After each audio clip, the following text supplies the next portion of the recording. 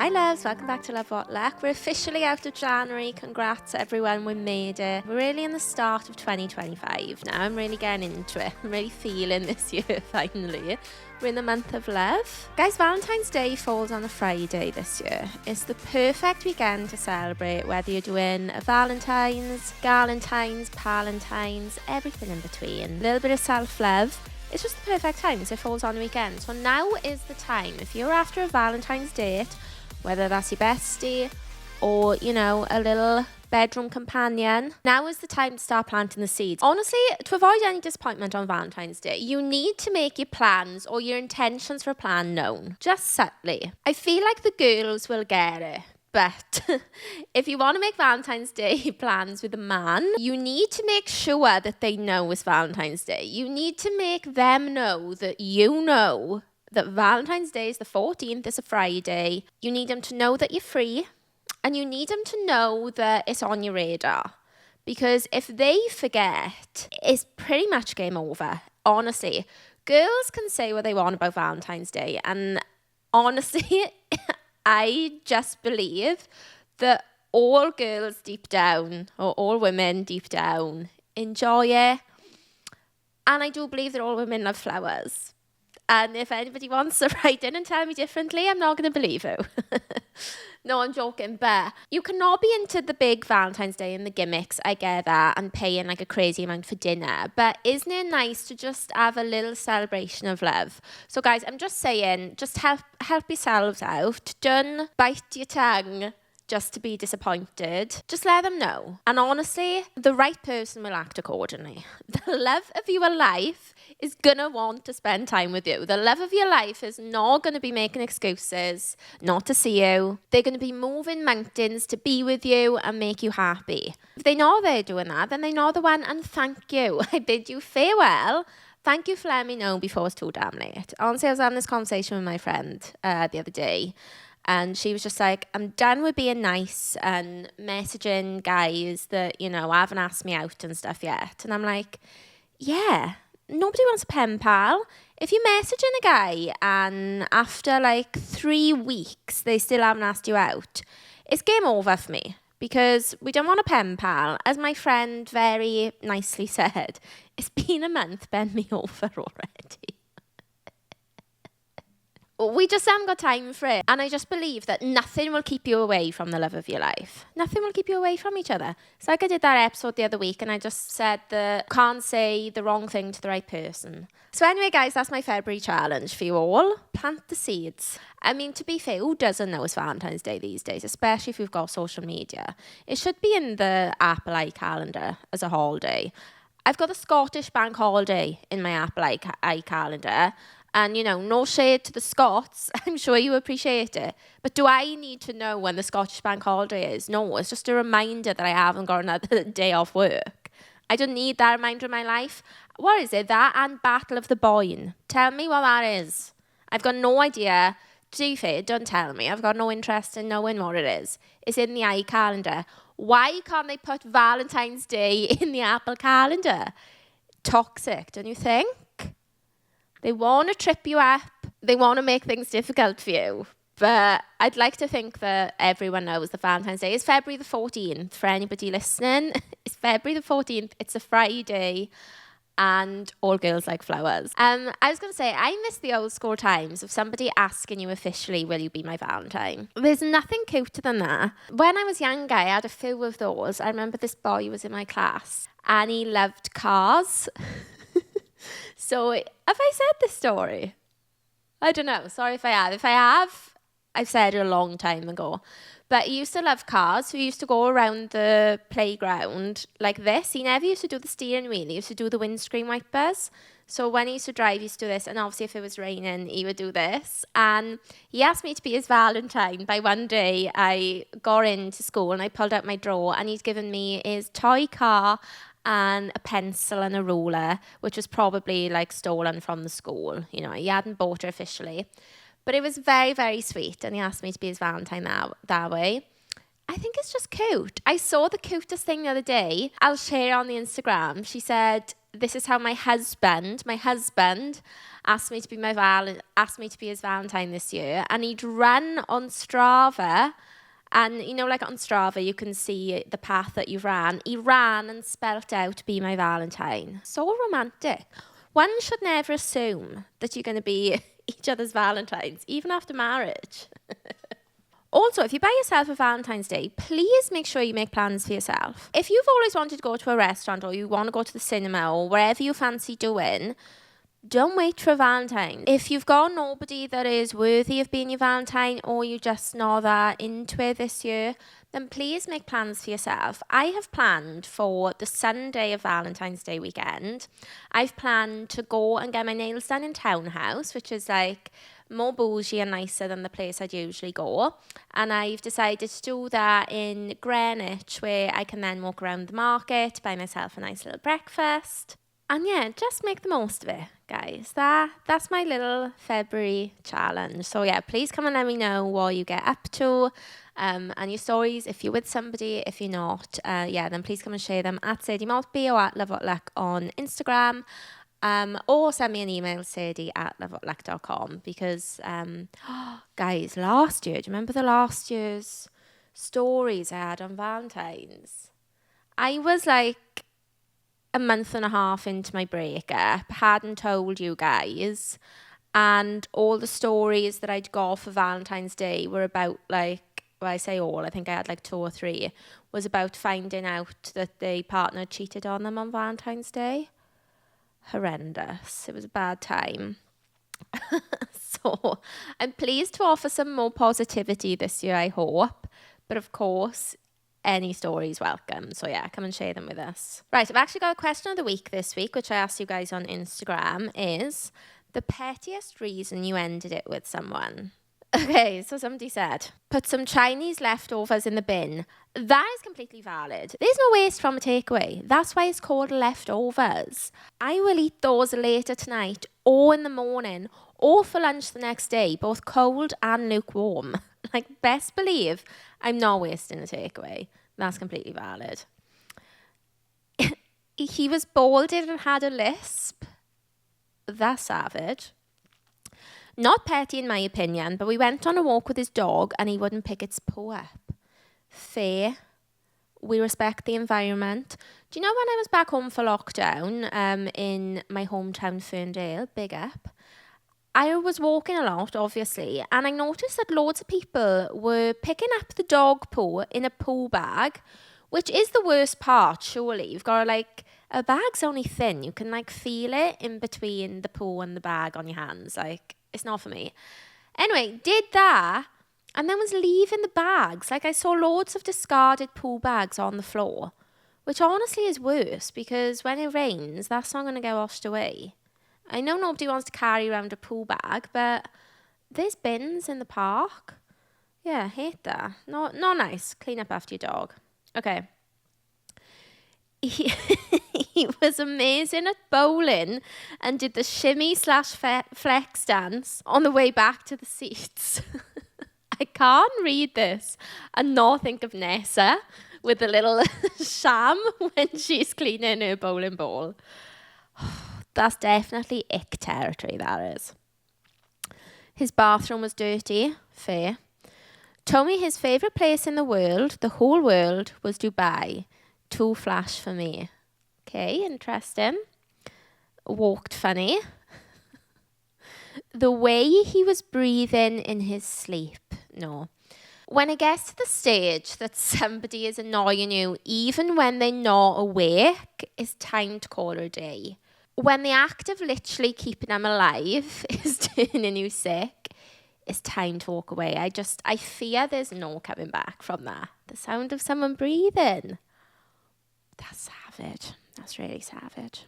Also, when you have an argument with a guy, there's nothing worse than lying in bed and you're awake and wired and angry and upset, and they're next to you snoring. That is enough to send anybody into orbit. You're like kicking them. And they sleeping peacefully when you were in absolute hell. It's not okay. Okay, he kept asking me to tickle his arm, as in stroke his forearm, and it gave me the ick. They had a weird natural smell.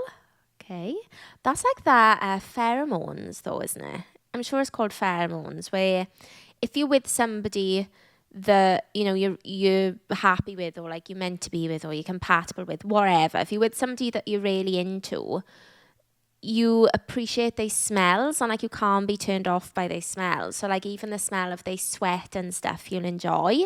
So yeah, I think smells an important, well, maybe not important, but it's definitely a key to see like how into somebody you are. He didn't wish me good luck on my first driving lesson. I broke up with him on Valentine's Day. Oh my God, I love the drama of it. I love the drama. Because you know that driving test wasn't on Valentine's Day. That was at least a few days before, and she thought, I'm going to bide my time here. I'm going to receive the bouquet of roses, and then I'm going to break his heart. When I was in school, on the day my GCSE results, my boyfriend at the time obviously forgot that they were going ahead and didn't message me, and I kept quiet for the whole day. And he was speaking to me and asking me how my day was, and I was like, this bastard hasn't asked how my GCSE results are, which at the time was a massive thing. Oh, I was fuming. But yeah, I kept it to myself as well. I can't remember when I told him. Probably like face to face in some dramatic way. But yeah, it pisses you off. If something's important to you and you've told somebody, they should remember. I hate that. I know everyone's got like their own shit, but it's just like a little sign of care. Like if you know that you've got something on that's important to you, like whatever it is, and then you get a little message, even more special if it's at the time. So say like you've got a job interview at 3, and then at like 2:30 you get a little message like, hope it goes okay. That's even more special, because that's not just in the day waking up. That's like right at the time that they're thinking of. And I've definitely had those moments before, and I actually think they are much more special than they seem, like when they're actually at the time of the event. I think that's really nice. Extra points. He never opened the car door for me. I shared this one on Instagram because she really set standards with her. I am not the type of person that could wait for somebody to open the car door for me. I've definitely done that on an episode before. I love the standards of it. I do. But I just haven't got the patience to be sat in the car whilst I wait for them to walk around. However, I would take it if they opened the car door for me to get in. That's never happened to me before. But that would be nice. And obviously, doors, like opening the door and then letting you go first. I think that's lovely. A colleague did that to me to go in the lift yesterday. And I just thought, oh, what a gentleman. What a gentleman. I was 14 and ended it because he had a purple t-shirt, lol. I hated it. Note to self, don't wear purple. I do think purple is a bit of a Marmite colour for people, especially wearing it. She became a smoker. Fair. I couldn't date a smoker, and it also does make semen taste not very good. Don't ask me how I know that, but I know it to be true. It's not for me. But like, I've got friends who smoke and stuff, but I think the bigger issue for me, if I was dating a smoker, obviously now you can't smoke inside. If I was out for dinner or something, like if my boyfriend smoked, then he's got to go outside. I don't want to be outside in the cold, do you? So then I'm left alone, and yeah, it's just that for me, like the logistics of that. I went on a first date and she tried to hold my hand. It felt weird. Didn't see her again. Okay. I think we can look inward with that one and ask yourself, was the problem her or was the problem physical touch? Because, you know, is there some sort of barrier with physical touch too soon? I've realised over time that I like to give physical touch as a form of love. It's just nice to be touchy, little bits. I do like physical touch.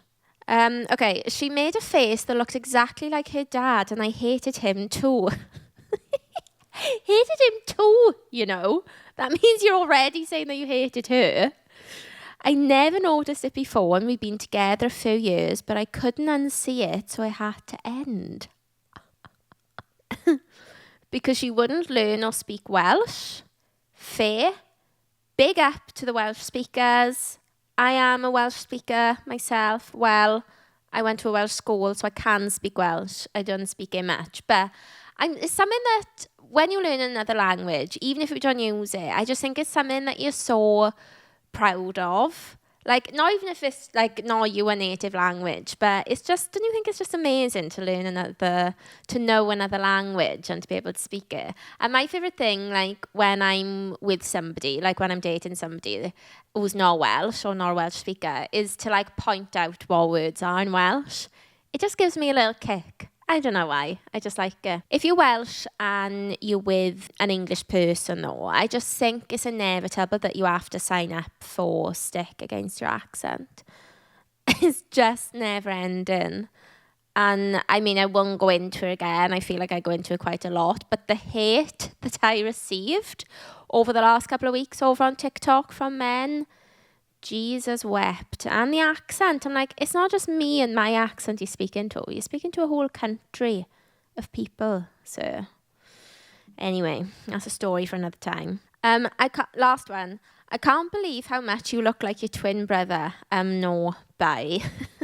Yeah, I don't think any female wants to be told that they look like a male. Unless that's, their intention. I don't want to be told that. Have I been told that? Yes. When I was born, my mother tells a story how she looked me in the eyes and she thought to herself, oh, baby Steve. Steve is my grandfather, an old, bald man. That's who I resembled.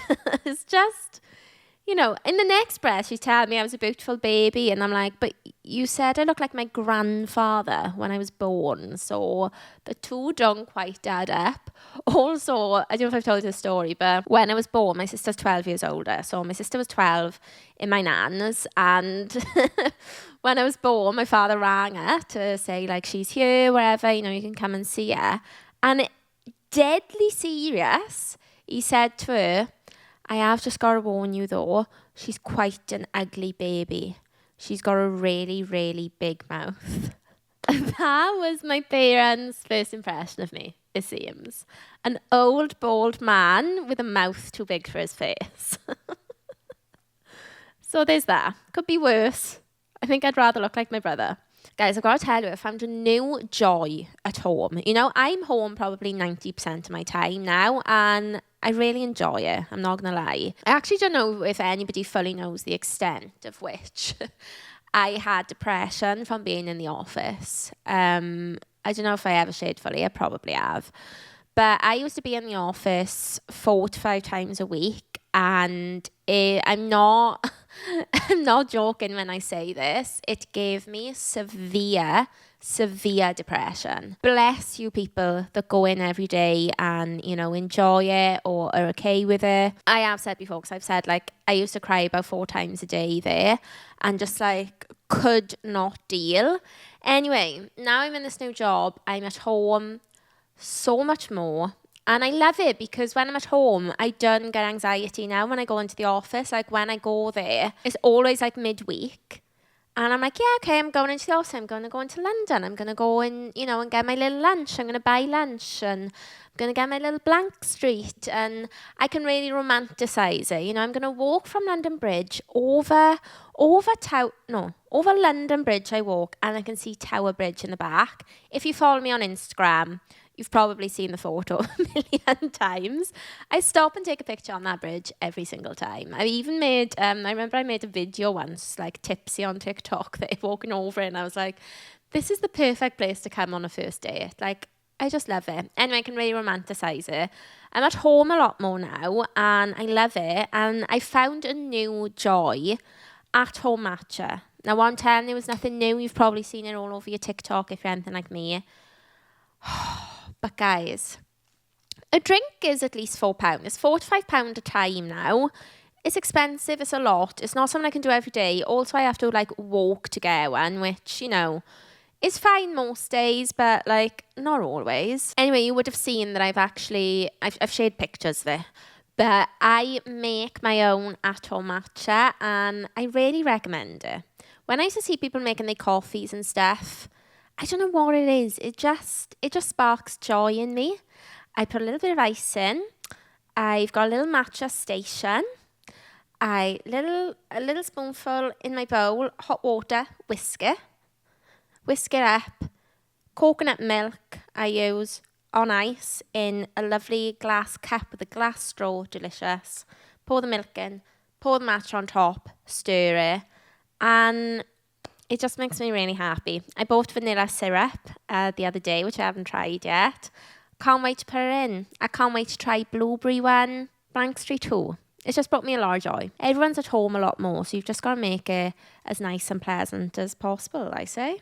Okay, let's go into a story that I found online. Also, guys, another shout out if you've got any stories, please share them to Sadie at lovewhatluck.com. I love hearing them, and the more stories we get, the more the podcast gets out, the more people it touches, inspires them to write in, etc, etc. It's a big help. So yeah, make sure you send in your stories, but let's go with this week's. Imagine meeting your future husband for the first time on FaceTime with your dad. I was looking for an apartment in the midst of the pandemic, and the site manager told me he would be giving my apartment tour virtually on WhatsApp. I figured it would be an older man.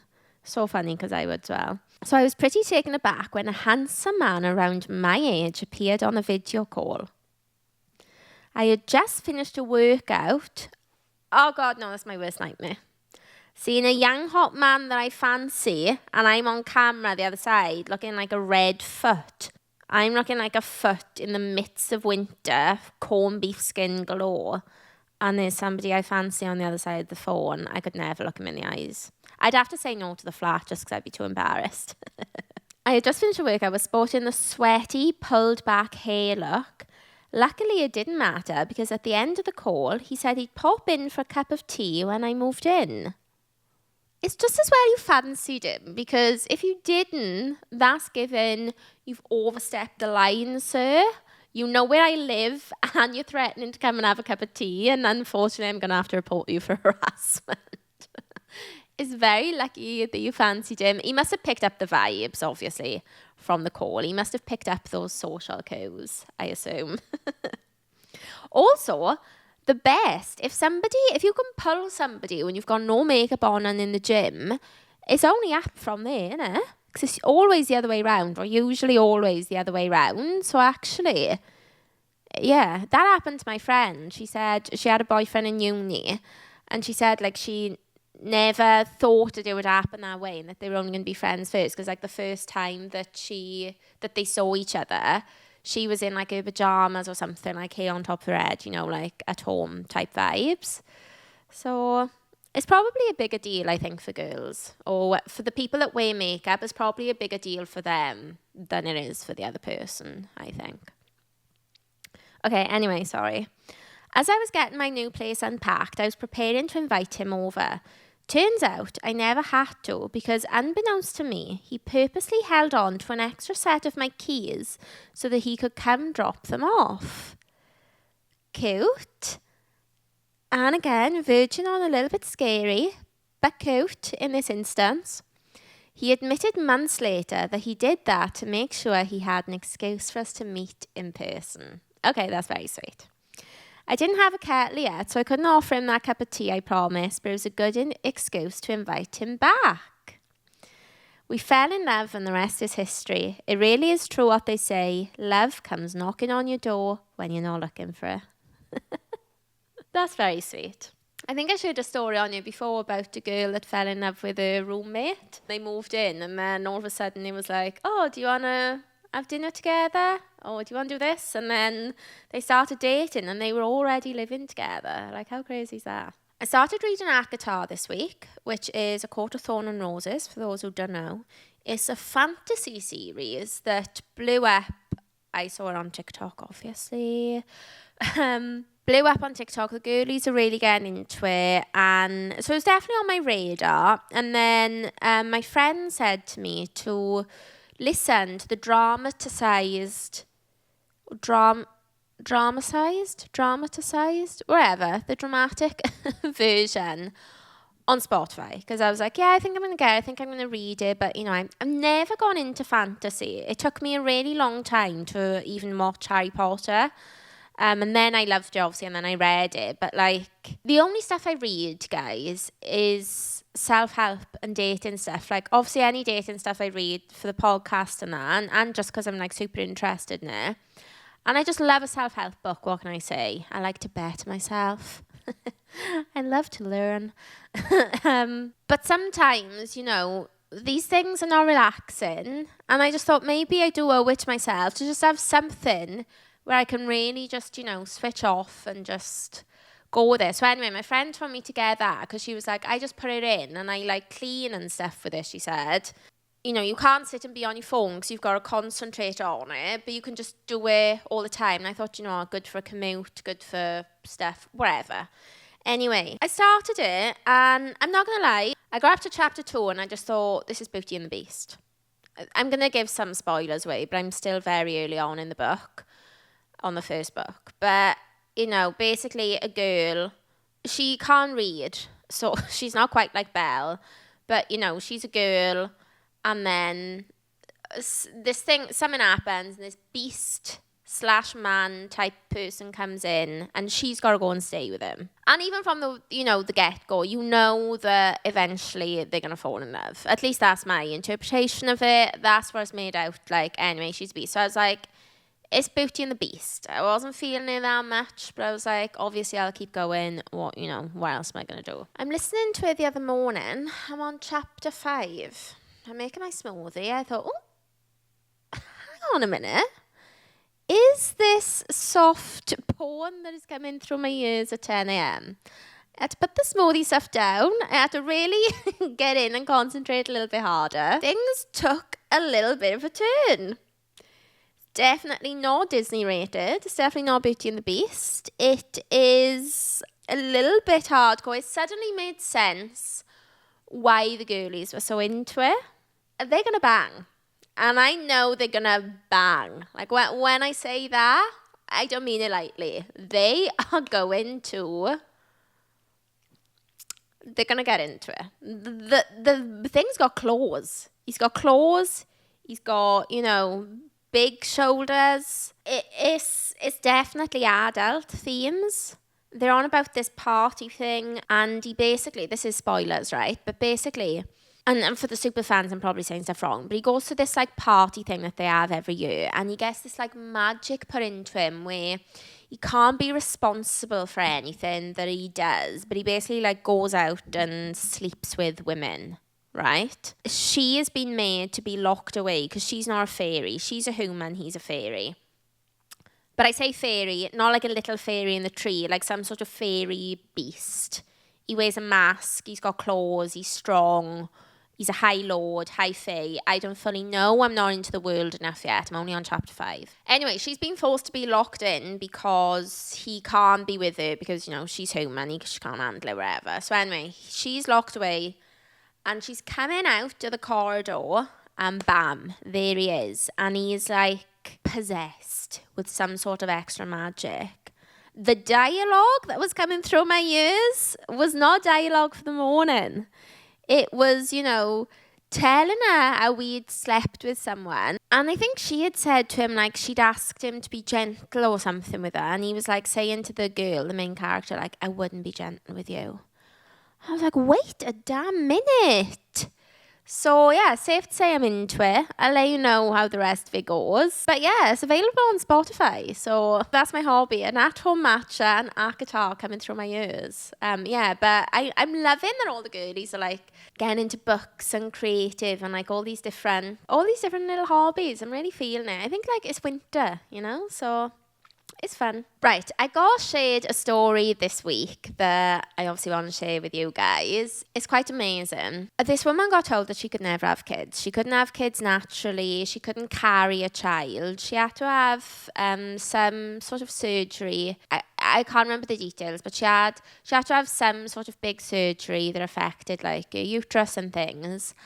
And she said basically she had like a 20% chance of getting pregnant. And even if she did get pregnant, they weren't sure that she would be able to carry a baby. So she's 27 getting this news, obviously heartbroken. She'd been with her partner for 10 years and they break up. So she's newly single, dealing with this situation, obviously, you know, having quite a bad time. Anyway, she meets this guy. She goes on a first date with him. Wasn't really feeling it, she said. So was just like kind of ignoring his calls. I think she said she blocked him. Anyway, he was quite persistent, wanted to stay in touch with her. So she gave him another chance, and he was like renovating his house, I think she said. So she was in his house a lot. They were spending a lot of time together.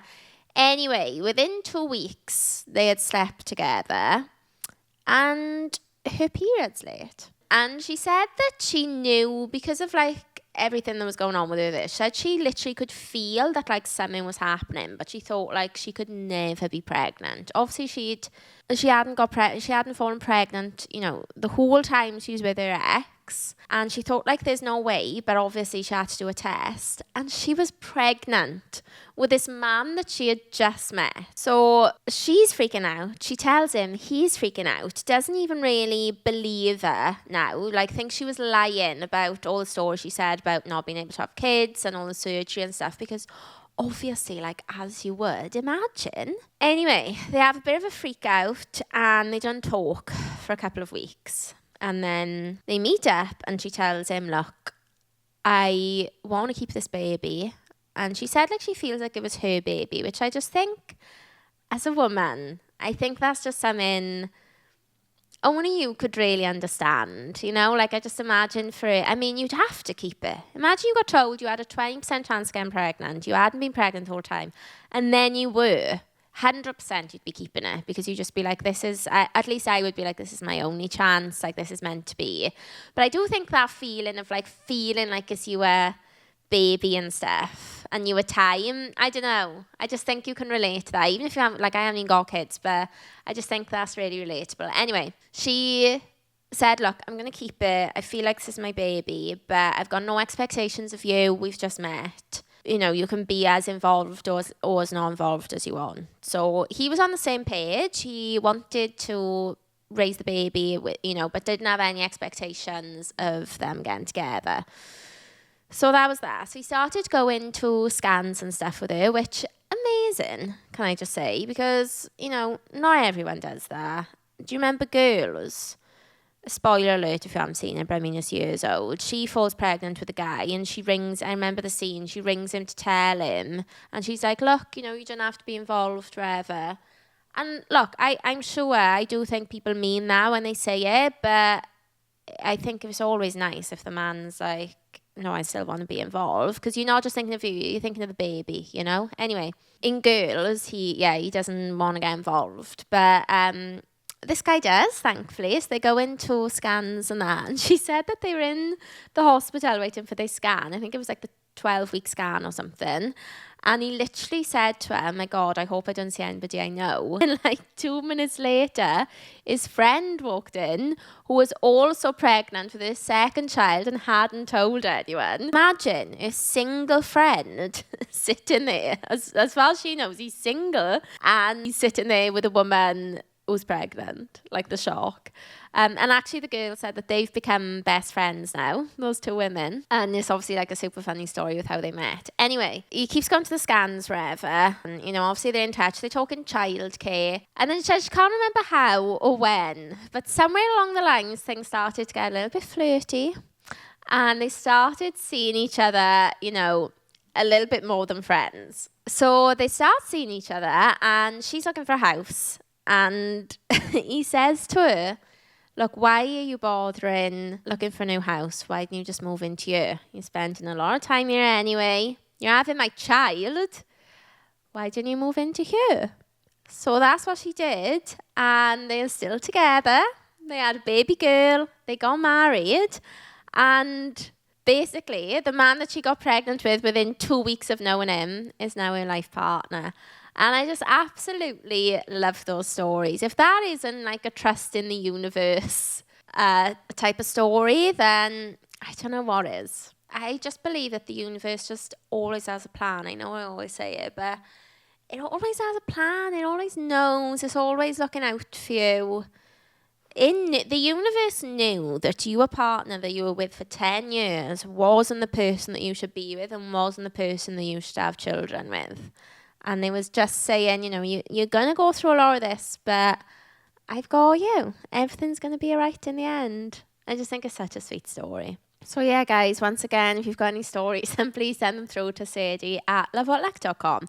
Or if you come across any stories that you think would be good for the podcast, then yeah, please send them my way. I know some of you do, lots of you send me reels and stuff to see online. So yeah, I always appreciate that. Thank you. Also, guys, can you let me know if I'm alone here, right? Because I always consider myself a social person, a friendly person, you know, a nice person, you know, decent, wherever. But I feel bad for even saying it. I went into the office this week, and I've always known this about myself, but really this week highlighted it to me. I just can't stand office small talk. I really can't. Like I said, I'm a social person. I'm a chatty person. I've literally got a podcast by myself. Like, I can talk to anyone, or so I thought, but there's something about office small talk that it's not even that I can't deal with. I actively go out of my way to avoid it. If I'm walking down the corridor in work and there's a colleague coming towards me who I'm not that friendly with, this obviously doesn't go for like people, you know, that I'm friendly with or that I work closely with. But now if there's somebody that you don't really know and they walk in towards me, it's my worst nightmare, honestly.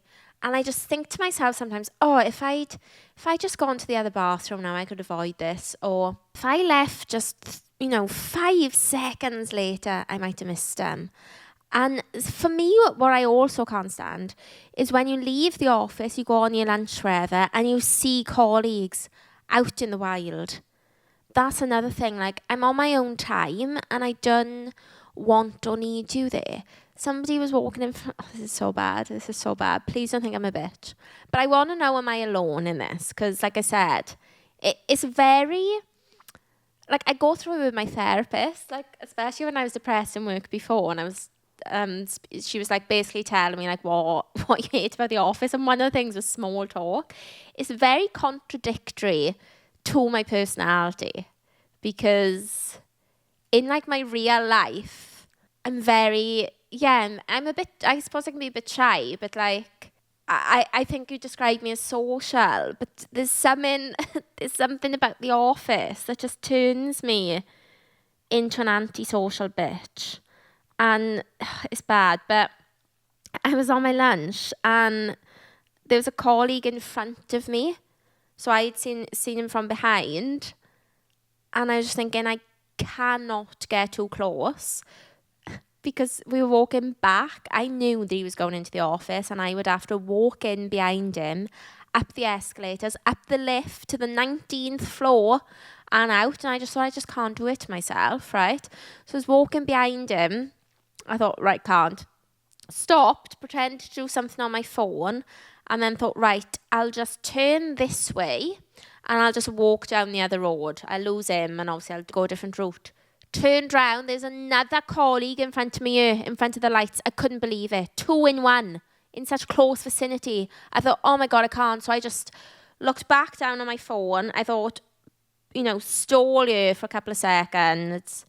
Then I looked up, and then I just dawdled slowly back to the building so that I could lose both of them. And in that moment, I was like, have I got a problem? Like, is there something actually wrong with me? Or is this normal when you're in the office? I would genuinely would love to know if anybody else feels this way when they go into their job. Like, it's actually my day job, and I'm just avoiding people left, right and centre. Oh, my other worst one is when you're leaving to go and somebody gets the lift at the same time as you. But the thing is, it happened to me twice in the office yesterday, but both times were fine. And I'd even go as far to say quite pleasant. So I think maybe the idea of it is what gets me. Because when I open the door and I see somebody there waiting for a lift and there's only 2 of us, worst nightmare. My day's ruined. Can't believe it. I'm thinking, oh my God, no. But actually, most of the time, it is okay. And it is fine. But yeah, I just struggle with it. I struggle with knowing that you've got nothing in common, or maybe that's just what I assume. Got nothing in common, and you're just talking about, you both know it's awkward, neither of you want to talk to each other, you're both just doing it to fill the silence and because you don't want to seem rude. But really all we want to do is just look at our phones or just like be in silence or, you know, whatever. And I think that's what gets me with it. Nobody wants to do it. But, you know, neither of us are going to be the one that is rude. So we're just going through it anyway. And we're just having this pointless conversation. And I just get like a little bit awkward. And yeah. So please let me know your thoughts on that as well when you write it in. Okay, so I think I'm going to wrap it up. Thank you so much for listening. Please, please, please subscribe, leave a comment, follow, answer the poll if I put them on Spotify. Like, please get involved. Because like I said, the more people that get involved and share the podcast and leave the reviews, the more people it gets out to. And then the more stories we get back, and it's just like a bigger circle, a bigger community, and honestly it just brings me a lot of joy. So I do really, really appreciate all your help in getting this podcast out. But yeah, thanks so much for listening, and I'll speak to you next week.